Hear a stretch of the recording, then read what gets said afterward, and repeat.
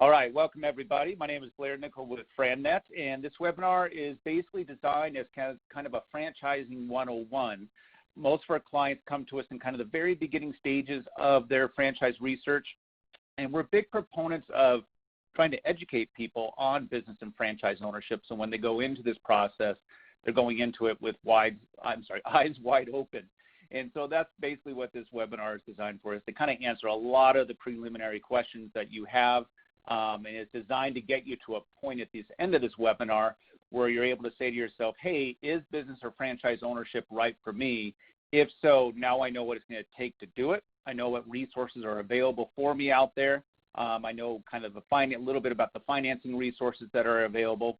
So like I said, it should be able to get you to that decision-making point. So obviously you can see me, but that's my family and I. I reside in Bend, Oregon. I'm actually sitting in Bend, Oregon, looking at the Cascades right now. It's a beautiful day, as most of you know, here in the Pacific Northwest. A majority of my franchising experience has been with FranNet, as well as a company called Mailbox, etc., otherwise known as the UPS store. So I got my start in franchising back when I was a kid. Literally started working in the UPS store franchises back in the mid to late 80s. And because my family and I owned what was called the master development rights to that particular franchise in Southern California. Back in 1997, I acquired the Southern California rights to FranNet, and then about 10 years ago, acquired the Pacific Northwest rights to FranNet. And we have people throughout the Pacific Northwest and Southern California to help you with your business and franchise ownership, as well as mainly to help match you up with the right franchise based on who you are and what you're looking for. FranNet is a nationwide company. We've been around for about 30 years. We have helped tens of thousands of people get into business and franchise ownership. Literally about 12 years ago, myself and 3 other gentlemen bought the parent company, and we actually franchised FranNet. Now, we don't sell any FranNet franchises anymore these days because we're basically sold out throughout North America. But we have an office in just about every major city throughout North America. Question came in from Terry. I know it depends on the owner, but is there an ROI to franchise or a typical yearly net? So yes, Terry, we will go over that here in a little bit. So just kind of hang tight. But that's an excellent question, and usually one of the main questions people want to have answered. So yeah, we'll be there here in a little bit. So our agenda, we won't be 90 minutes. We'll be closer to an hour. Obviously, we're going to talk about the elephant in the room, which is COVID-19, which is going on right now. It may come back even stronger based on the reports that we're seeing. Why do people go into business ownership? Why do people not do it? The options for going into business, kind of the pros and cons of each methodology, the risks and rewards, the myths. We're going to spend most of our time on how do you find the business or franchise that is right for you, because there is a sea of franchises out there, a little over 3,000 of them, and it is hard to determine kind of which is the best one for you. And then we'll talk about building a personal business model, which obviously doesn't make much sense right now, but it will here in a little bit. So, like I said, we've been around for about 30 years, and we have offices throughout North America. But there's a couple other organizations that I want you to be aware of. One is called SCORE, and one is called the SBDC, which you see up there on your screen. Just about every kind of major city within the United States has a SCORE or SBDC office, and we highly suggest that you take advantage of those resources. Your tax dollars pay for these resources, so they're kind of free to you. But they have coaches, consultants, workshops, webinars, and they're there to help support you in going into business, and they're also there to help support you once you are in business. They have business libraries that you can use. So these are all very, very good resources to take advantage of. So we highly suggest you do take advantage of them, and not just FranNet as well. So basically what FranNet does is we help match people up to the right franchise based on their goals, their criteria, what they're looking for, their skill sets, their financial status, what they're trying to achieve in a business. Usually our clients will look at multiple different companies, so you're comparing, contrasting along the way. Then we'll help arm you with the franchise attorneys, the CPAs, the financing resources that specialize in business and franchise ownership. Know that we do pre-screen the franchises that we work with. Any given point in time, since all of you are here in the Pacific Northwest, we work with about somewhere between 200, 250 different franchises here in the Pacific Northwest. We do research them. We do qualify them prior to our clients taking a look at them and make sure, hey, they're good quality companies. They're available here in the Pacific Northwest, and that we feel comfortable with their clients moving forward with those franchises. So by no means are all the franchises that are available, but they are the ones that we do feel that are kind of the cream of the crop, if you will, within the sea of franchise here in the Pacific Northwest. So this isn't our first rodeo. So we'll kind of talk about that elephant in the room, which is kind of COVID-19. I've been through this multiple times. I've been franchised through the dot-com bust, 9/11, the Great Recession, and right now we're dealing with COVID-19. So, we've kind of come out of COVID-19 a little bit. Obviously, many of us are in different phases of opening depending on the county or state that you're in. But we're still dealing with it, and we might have to deal with it even more if cases don't start going down again. So what we see happen in these financial events is that we'll see a sudden shift in what our clients look at. They will start to look at typically low-cost, low-overhead, recession-resistant, service-based types of businesses. Like I said, it happens every single time when we see one of these financial events. And the reason is that basically our clients will fall into three different categories.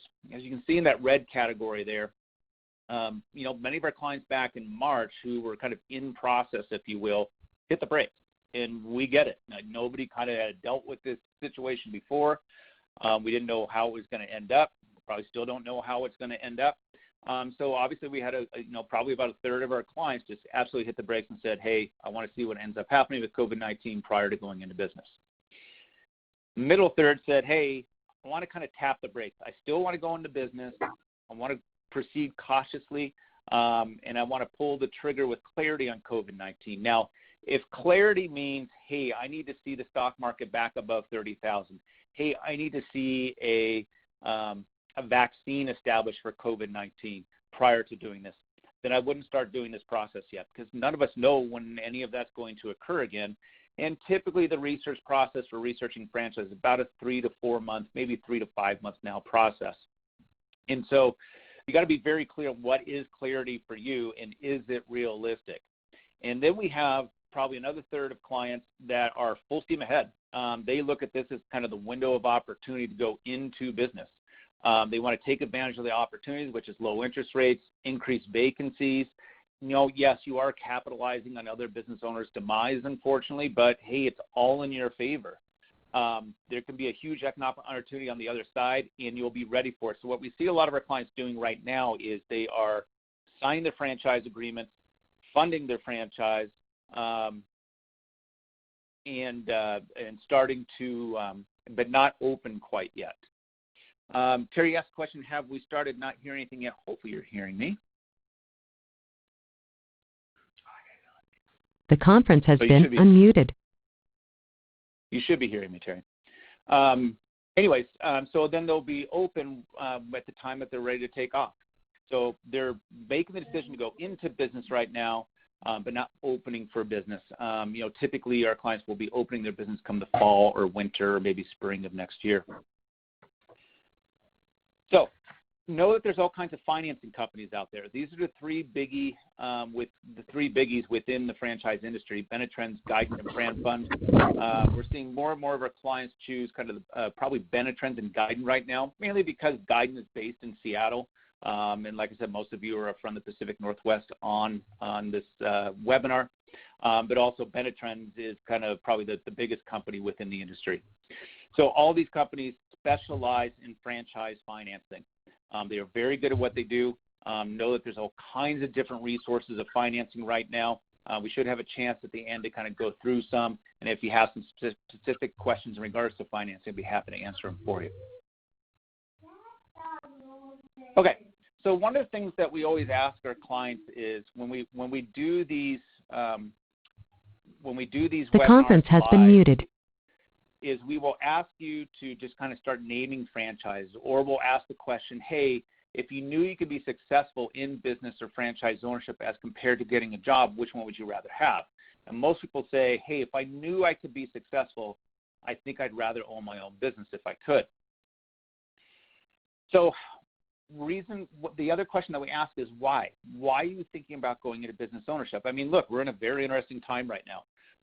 We are in a time frame where, a number of businesses have gone out of business. Maybe some more will go out of business. So why are we thinking about going into business? And the reason that we hear from our clients is, look, not only are some businesses going out of business, but there's a lot of people losing jobs. And so our typical client is usually in some type of career transition. They're kind of tired of the corporate politics.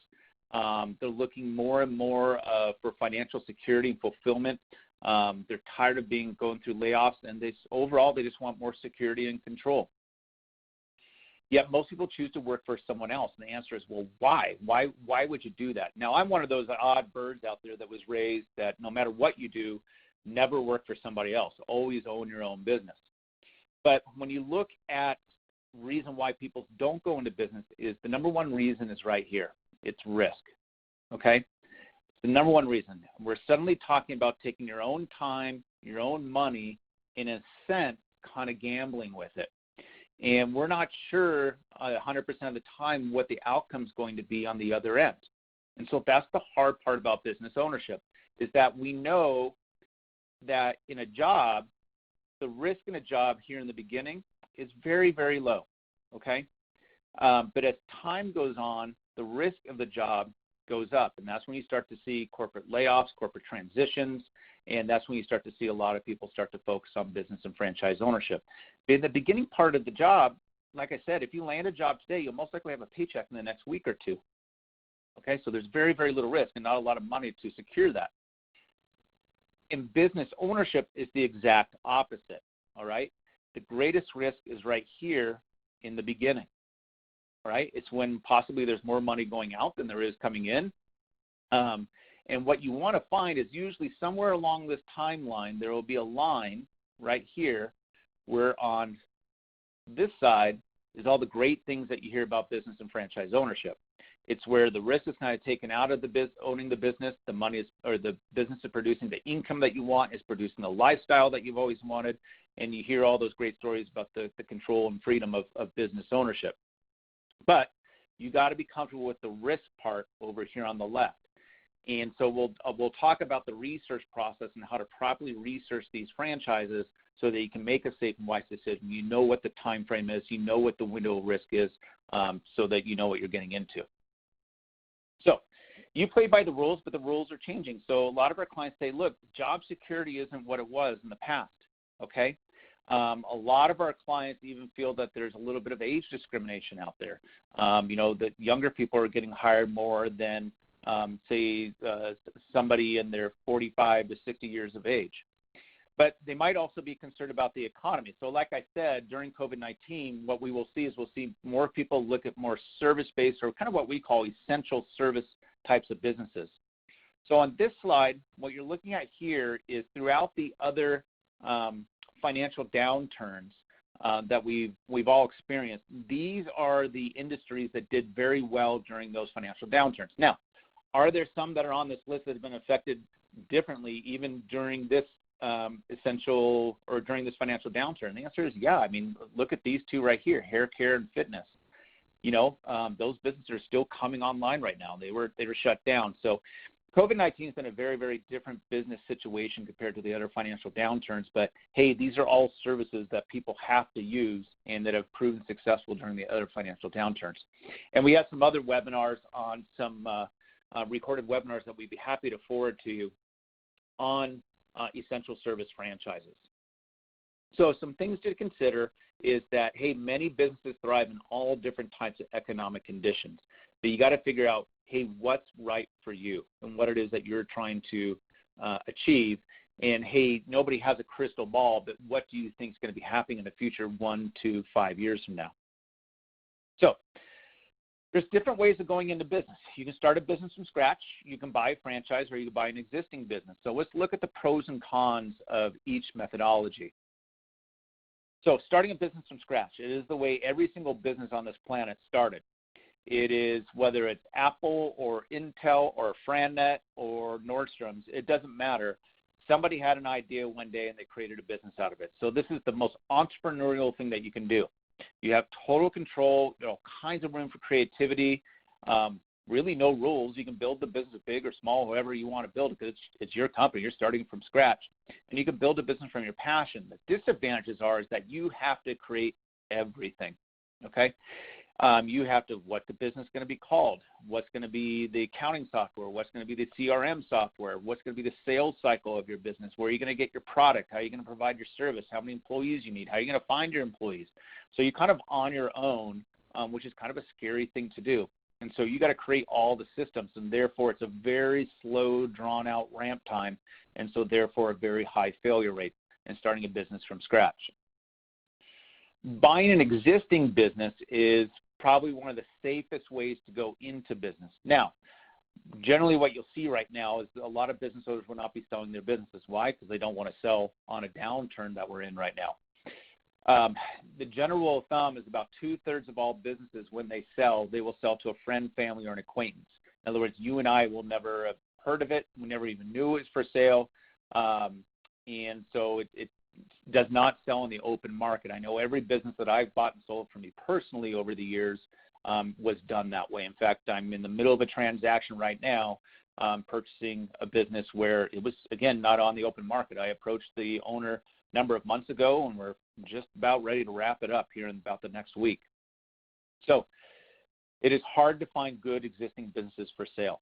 If you wanted to look at businesses that are for sale in your local area, I'm going to put a website in here on the chat box at bizbuysell.com and send it to all of you. So bizbuysell.com is probably the biggest listing of businesses that are for sale, and you can break it down by territory, you can break it down by category, cost, everything. So it's, like I said, it's probably the best website to go to for existing businesses. The disadvantages is that, hey, you're not sure what the true cash flow is of the business is. What should that business sell for? Are you going to get the proper training, support from the previous owner? But the nice part is you're able to look at the exact cash flow of that business as it stands today. You're able to look at the customers, you're able to look at the systems, the customer base, the employees. The seller might be able to do some financing. So those are some of the advantages of purchasing an existing business. Then there's franchising. So in franchising, the advantages is there's an old cliche in franchising that says, hey, you're in business for yourself but not by yourself. What I mean by that is most people choose franchising because they've never owned a business before, and they want to have the systems, they want to be taught how to run this business, they want to be properly trained, they want to be properly supported along the way, maybe have some instant name recognition. There's full disclosure on the franchise, which we'll talk about here shortly. This last one here is an advantage, the franchise family. What we mean by that is not only is the franchisor there to help you, but your fellow franchisees are there to help you as well. And quite often you'll hear that some of the best ideas and best support come from the fellow franchisees within whatever system that you purchase. The disadvantages is that not every industry is franchisable. There is a structured operating system. So if you're the type of person that's kind of a maverick, kind of a true entrepreneur that likes recreating things, if you're the type of person that goes into something and says, hey, I can do that better, don't do franchising. It's not the right business system for you. Like I said, there's an operating system to follow. There's things you can and can't do within franchising, which are all disclosed to you up front. Generally, you can always sell the products and systems of a particular franchise, but in exchange, the main thing that you're exchanging for is in exchange for all those advantages, you're going to pay an ongoing royalty back to the franchisor. And a typical ongoing royalty is usually about 5 to 7% of gross sales will go back to the franchisor on a monthly basis. So in franchising, you pay a franchise fee and an ongoing royalty, and that franchise fee is not the total cost of the business, but you are then given a license, the name and trademarks, products, and business systems, and how to properly run that business. Okay, so a franchise is basically a way to create market distribution and market dominance quickly, okay? So that's the reason why some companies choose franchising as their business methodology to go into business. But franchisors are required to give to you what's called a franchise disclosure document, or an FDD. It's kind of the terminology you hear within the franchising industry. These FDDs, they're usually given to you about the second or third week of researching a franchise. So it's at the time frame where, hey, you got a fairly keen interest in that particular franchise. The franchisor is saying, hey, you seem to have the right profile of what we're looking for. And so they will disclose you at that point. And so they will give you this FDD. It usually will come to you as a PDF format. If you want to print it, feel free. It's usually about 200 to 300 pages long. But it'll tell you all kinds of information. It'll tell you the background of the company, how long they've been in business, the business experience of all of the officers of the company. If there are any bankruptcies or litigation that you need to be aware of. They'll break down the total cost of the franchise for you. So if the franchisor says, hey, it costs $150,000 to go into this business, okay, great. What does that $150,000 go towards? They will tell you what their royalty contract is. Their actual franchise agreement will be within that disclosure document. They'll tell you what your rights are, what their rights are. Do you get to protect the territory or not? Or if you do, how big is the territory that you are given? I'm going to skip that highlighted part. They will give you an earnings claim. So, Terry, you had asked earlier, hey, how do you find out what the return on investment is for a particular franchise? Well, it's right here. It's called an earnings claim, and it's item number 19 within these disclosure documents. And we'll see about, let's say it's about 60% of franchisors right now will disclose to you up front what is the financial performance of their franchisees. Now, even though they disclose it to you, it doesn't end there. What you're going to want to do, and where you're going to spend most of your time in researching a franchise or franchises, is this part right here. So each franchisor will give to you a list of all their current franchisees, all their past franchisees, and any franchisee that has sold or failed. Okay, they have to give you their names, addresses, and phone numbers. So what you are allowed to do in franchising is you are allowed to go out there and talk to the franchisees who are currently running their businesses, any franchisee that has sold, and ask any question. Financial questions, operations questions, training support questions, research questions, and there are no dumb questions as you go through this process. So that part, talking to the franchisees, is the most important part in researching a particular franchise, and it's where you can qualify this earnings claim. So you can go to the franchisees and say, hey, Mr. and Mrs. Franchisee, the franchisor tells me that the typical financial performance of a franchisee within your system is X. Is that true? Do you find that to be your case as well? And you're going to talk to a bunch of franchisees within these systems. So that is the most important part of this whole process. They will also give you the management policy. How long does the agreement last for? How do you renew it? How do you terminate it? How do you sell it? That's all within these disclosure documents, which is regulated by the Federal Trade Commission and mandated to be given to you.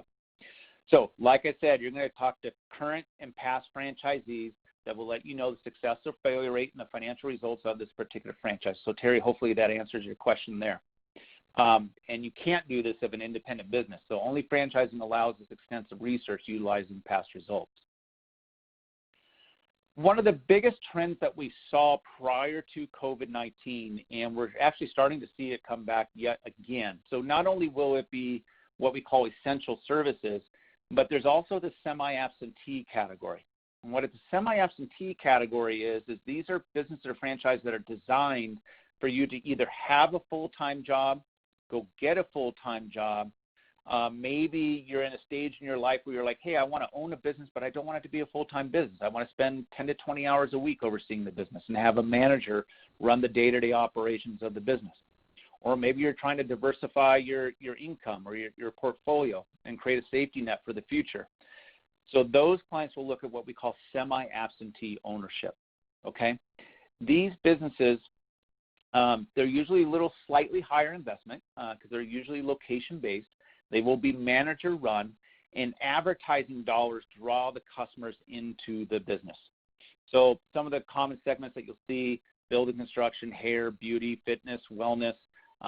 There's essential service franchises that are semi-absentee. So there is a good chunk of franchises out there that are semi-absentee. So it kind of gives you the best of both worlds.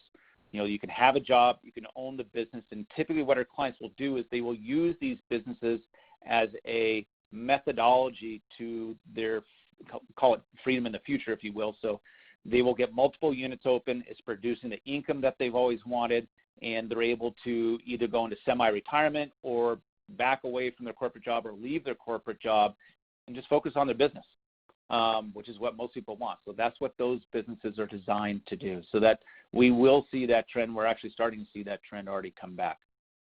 So like I said, you can keep your job. Owners work after hours. You can even monitor the businesses remotely. The technology on these businesses and franchises is really kicked into gear, where literally you can kind of go onto your iPad and check on the current financial status of your franchise right now, okay, real time, which is cool stuff. And so you can actually hedge against economic changes in the future. So what are some of the myths that are associated with franchising? Well, like I said, when we do these workshops live with a group in a room, I will usually have them start naming franchises to me. And typically what will happen is they're able to answer anywhere or name right around a half a dozen different franchises. And usually the common denominator behind most of them is that they will be food. When most people think of franchising, they think of food-related businesses. What I want you to know is that there are thousands of choices out there in all kinds of different industries. In fact, one of the rarest categories that our clients purchase is food. Now, we definitely have clients that purchase food franchise, but I would say out of the sectors, it's probably the least purchased sector of our clients, okay? Franchise succeed because of the quality of the product. No, franchise succeed because they are very good at their systems. Now, this varies from franchise to franchise, but what I always tell our clients is don't focus on the product of the franchise. You need to focus on the business system, because that's what you are purchasing as the franchisee or as the territory owner or multi-unit franchisee. You got to be a believer in the marketing, the sales, the operations, the accounting, because that is what you are writing a check for, okay? Your clients or your customers need to be a believer in the actual product, because that's what they are purchasing from you. Okay, so hopefully that makes sense. Successful franchise emerged in new industry with no new competitors. No, typically what you'll see franchises do is they are very good at consolidation.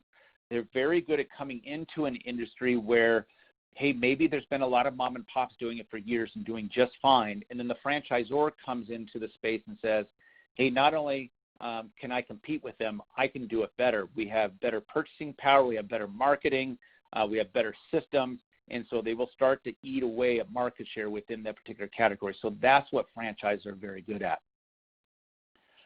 So again, be a believer in the system of the particular franchise, because that is what you're purchasing. Now, are franchises expensive? Well, what you'll see is that franchises have a range of somewhere really right around $50,000 to over $500,000, but I would say our average client right now is probably spending around $200,000 to $250,000 on their particular franchise. Now, we obviously have some that only want to spend $50,000 to $100,000. We have some, hey, got a big checkbook, willing to spend more. Now, what you should know, though, is that there's no correlation between the cost of the particular business and the amount of income that it can generate. So if you're looking at a franchise that costs $500,000 and you're expecting it to make more than a franchise that costs $50,000, it's just not the case. And this is kind of a pleasant surprise, and it's counterintuitive to what you may be thinking, but just know that it holds true. And our clients find out that it holds true when they actually start talking to the franchisees, and they're looking at franchises that are different investment levels. So again, this is a nice thing. And like I said, there's all kinds of financing out there to purchase these franchises. But I would say on average right now, our clients are spending about $200,000 to $250,000 on the particular franchise. And that will typically mean it's more of a storefront, has a physical location to it. Anything that's home or office space will usually be about $150,000 or less. Anything that has a physical location to it will be about $200,000 or more. So in general, about 25 to 30% of the total cost of the business will be your money. So if you're looking at a business that costs $100,000, you should be able to have about 25 to 30,000, then you can get the financing for the remaining 70 to 75%. Now, what are all the different ways of financing a franchise? Well, you can, let me grab an arrow here. You can maybe just you have the money on hand and, hey, I got personal savings. I'm just going to write a check for it. Don't need any financing. Or you might look at a partnership or relatives or friends, maybe a HELOC, maybe seller finance if it's a resale, maybe just a general small business loan. Now, I will tell you that right now the general small business loans, an SBA loan is what most people refer to it as, are taking months. And that's mainly because of COVID-19 and the PPP program that's right now. That's where the banks are focused right now. We're still seeing some SBA loans get done, but it's just taking quite a while to get done.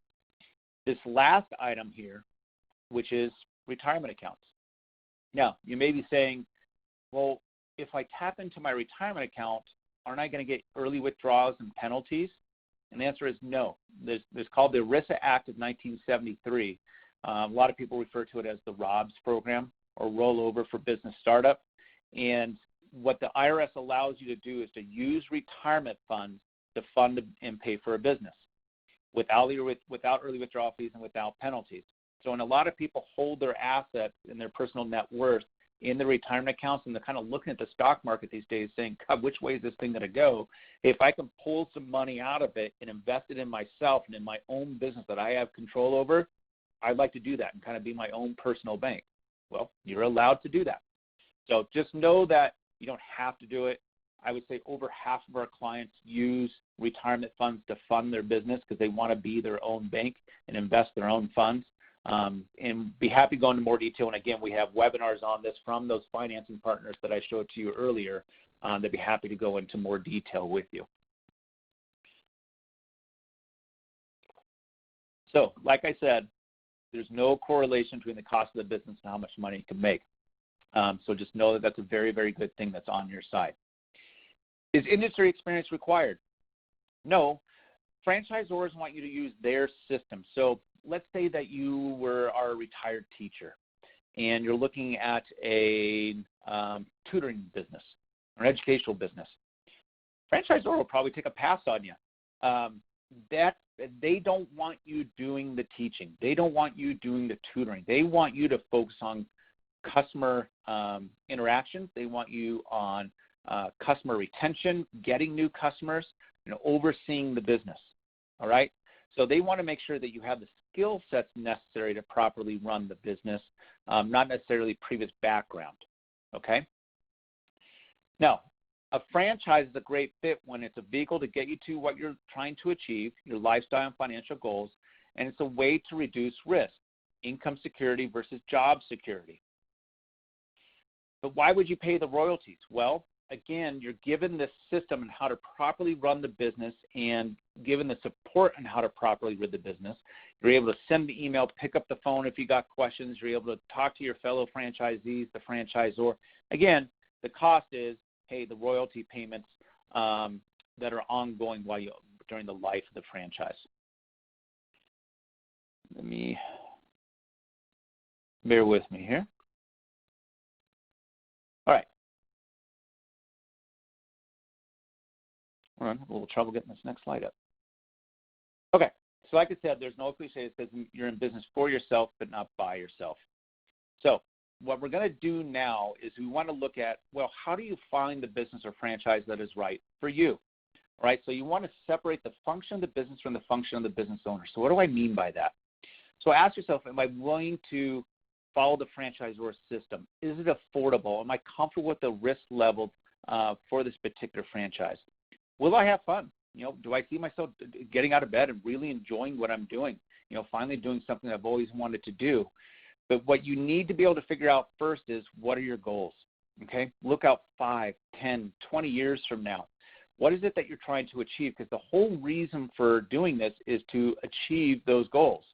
And if you can't achieve them, then don't do this. But like I said, first we got to figure out what is it that you want to achieve. Are you looking for more challenge, recognition, prestige? Are you trying to build equity for retirement? This one right here, this time for family and interests, that one I hear a lot. Living here in Bend, Oregon, we're in kind of an outdoorsy community.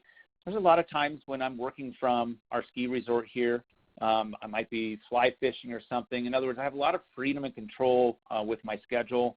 I coach my kids' soccer and football. teams and baseball teams when they're up and running. And that's what's important to me. It may not be important to you, but I like that freedom and flexibility of not having to report to a job every single day. I really like the idea of having a team to help me run the businesses that I own, which gives me that independence, control, and financial security. So again, try to figure out what's important to you. Try to recognize what you are good at doing. What are your transferable skill sets? Are you good at customer service? Are you good at more operations and management? Are you good at sales and marketing? So in other words, don't look at a business that is very sales and marketing intensive if you're the type of person that's more of an introvert and you're more on the operations management side. Or, hey, maybe I can look at a sales and marketing type of business, but I'm going to hire a salesperson to run it, and I can manage them, and I've managed salespeople before. So again, just know kind of what you are good at doing. We have a tool that's called a personal franchise assessment. Some of you may have already taken it. Some of you may have not. It's a free online assessment, and we'll actually send the link to you after this webinar, along with the recording of this webinar. And it's an assessment tool that will look at you personally. It'll look at your skill sets, your background, what you think you'd like to see in a business. It'll even take a sample financial snapshot. It'll look at all kinds of different things. And it'll produce a report for you, about a 12 to 14-page report, that'll tell you, hey, should you be looking at business or franchise ownership, period? What values and motives and core competencies that are important to you, and so therefore what types of businesses may be a good fit for you. Not the specific names, but what types of businesses are going to be a good fit for you, okay? Then once you complete that personal franchise assessment, we're going to want to sit down with you, kind of go through the results of it, see if there's any kind of red lights or stops or anything, or is it a full green light to keep moving forward. And then what we're going to want to do is we're going to want to build a business model together, a personal business model. And a business model is going to be all the little different aspects that you think you'd like to see in a business. So in other words, how many employees do you think you'd like? Do you want a business that's home-based, office-based, retail-based? Are you looking for full-time, part-time? What type of customers? In other words, are you looking for something that's more business-to-business or business-to-consumer? Do you want to provide a service or a product? How do you want to grow your business? What are you trying to achieve? In some of these questions you may not have answers to, but we'll help you come up with this business model. In fact, this is what a sample business model looks like, okay? And then once we have your business model and your assessment, that's when we're able to start matching you up with particular franchises that are a good fit for you. Like I said, typically our clients will look at multiple franchises at any given point in time, 2, 3, 4 different franchises, so you're comparing and contrast along the way. A lot of times our clients find the business they want within the first group. Some don't. We'll look at different types of franchise or add another group. But just know that you're in control of this process. We're just kind of the guide and the coach to help you get through it and to be able to make a good decision on the other end, or decide that, hey, this isn't right for you, and, you know, check the box and move on. There's a few books we suggest you read. This one right here, Street Smart Franchising, it's becoming harder to get a hold of, but it is available on Amazon. In fact, we do give a copy of this book to every single one of our clients. It's probably the best book that we have seen written on researching and purchasing franchises.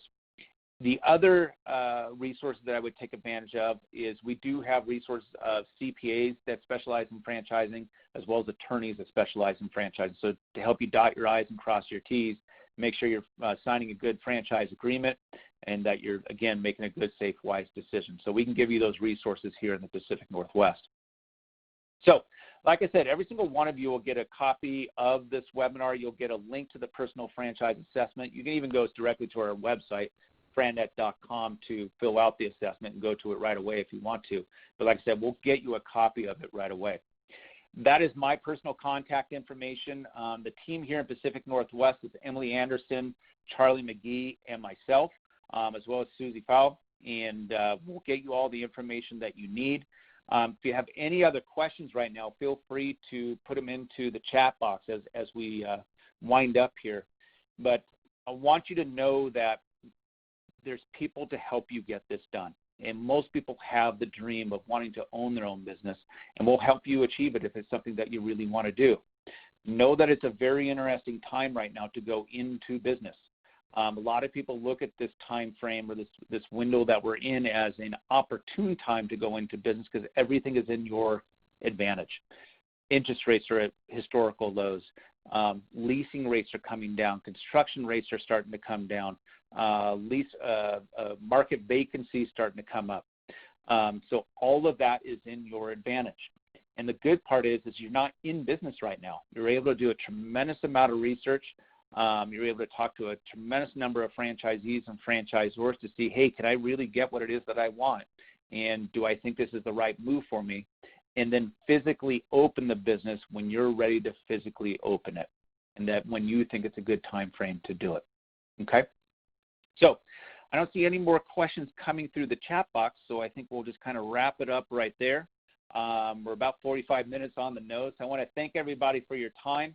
Hopefully this was well worth your time. Like I said, we have an entire library of webinars and all different types of franchising content, everything from the semi-absentee category that we were talking about, the financing, essential services franchises, specific COVID-19 franchises, you name it. We have a whole library on them. I'm happy to get those to you. So we'll be in contact.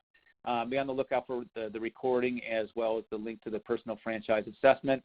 Be safe, be well, enjoy the warm weather that we're having right now here in the Pacific Northwest, and I want to thank you all for attending. In the meantime, enjoy the rest of your day.